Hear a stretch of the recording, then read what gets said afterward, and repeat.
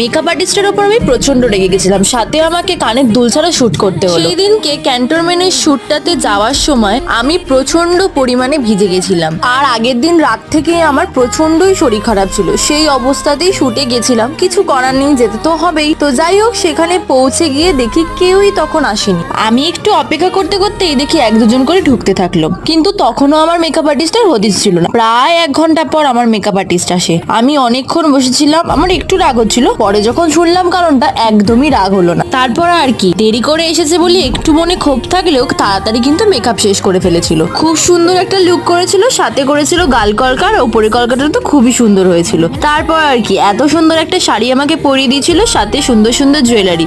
But আমার কানের দুলটা আনতেই দিদি ভুলে গেছিল, সাথে এক্সট্রা কোনো কানের দুলও আনেনি। তাই আরেকজন যে মডেল ছিল তার কাছ দিয়ে কানের দুল খুলে একটু শুট করে নিয়ে আবার তাকে ফেরত দিয়ে দিয়েছিলাম। তার মধ্যে কিন্তু আমার কানের দুলটা চলে এসেছিল। তো যাই হোক, চলো টা।